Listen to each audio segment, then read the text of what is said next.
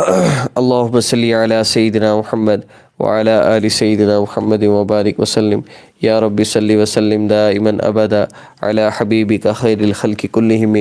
ہمارے اپ کمنگ وظائف کی لسٹ میں پرائز بانڈ کے لیے ہمارا عمل تھا جو ہم نے عرض کیا تھا، ہم آپ کو بتائیں گے۔ پرائز بانڈ کے حوالے سے میں عرض کر دوں، اگر آپ پرائز بانڈ میں نمبر حاصل کرنا چاہتے ہیں، اگر آپ چاہتے ہیں کہ پرائز بانڈ آپ کا ہی نکلے، لاکھوں کروڑوں کے آپ مالک بن جائے اور کسی قسم کی کوئی رکاوٹ نہ ہو، کسی کا نمبر نکلنا بھی ہوا تو آپ کا نمبر شو ہوگا، یہ ہوگا اور لازمی ہوگا، لیکن اس سے پہلے صرف ایک بات سوچ لیجئے گا کہ یہ پرائز بانڈ کی رقم حرام ہے۔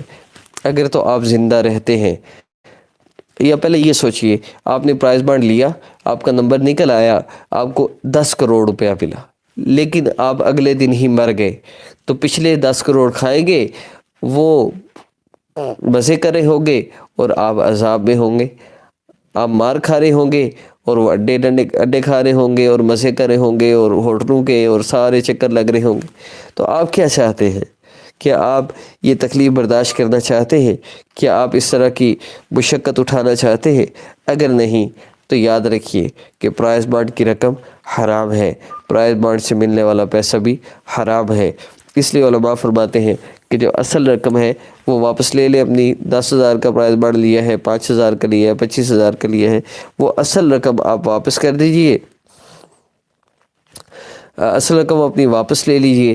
اور اپنا پرائز بانڈ واپس کر دیں۔ یہ اصل شرعی حکم ہے۔ باقی اگر آپ زندہ بھی رہتے ہیں، اگر آپ وہ پرائز بانڈ کی رقم حاصل بھی کر لیتے ہیں اور آپ اس کو استعمال بھی خود ہی کرتے ہیں، ساری رقم خود استعمال کرتے ہیں، تو صرف اتنا سوچ لیجئے کہ آخر مرنا ہی ہے نا،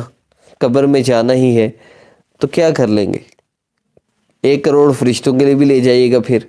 1 کروڑ ملک الموت کے لیے بھی رکھ لیجئے گا، سفارش کر لیجئے گا کہ مجھے موت نہ دے ابھی۔ اگر آخر کار مر جانا ہے، اللہ کے سامنے پیش ہونا ہے، تو اللہ کا واسطہ ہے، اگر یہ شروع کیا ہوا ہے، سیونگ پہ اکاؤنٹ ہے، انشورنس کروا رکھی ہے، یا اس طرح کا کوئی بھی انشورنس پہ گاڑی لے رکھی ہے اور سود پہ قرضہ لے رکھا ہے، اس طرح کے کوئی بھی کام کیے ہوئے ہیں، خدا را نکلیے، مر جانا ہے، دنیا میں نہیں رہنا، آخرت میں مزے ہیں اور آخرت میں سارے انعامات ہیں۔ پرائز بانڈ لینا بھی حرام ہے، بیچنا بھی حرام ہے، اس کے لیے ہوئے پیسوں کو استعمال کرنا بھی حرام ہے، اور اس کا حساب ہوگا، اور اس حرام پیسے کا حساب آپ قیامت کے دن اللہ رب العزت کو کیسے دے سکیں گے؟ اللہ پاک سے دعا ہے اللہ پاک ہمیں اس حرام سے محفوظ فرمائے، اور اللہ پاک ہمیں ہماری نسلوں کو حرام کے رزق سے، حرام کے مال و دولت سے محفوظ فرمائے، کہ نبی علیہ السلام نے فرمایا کہ بندہ بیت اللہ سے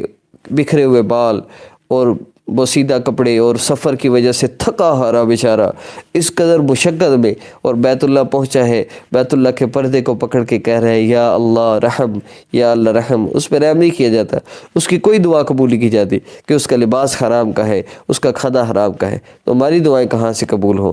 اللہ کا واسطہ ہے، اس سے اپنے آپ کو محفوظ کیجیے۔ اللہ پاک ہم سب کا حامی ناصر ہو، اور اللہ پاک ہم سب کی اس حرام کے پیسے سے حفاظت فرمائے۔ السلام علیکم ورحمۃ اللہ وبرکاتہ۔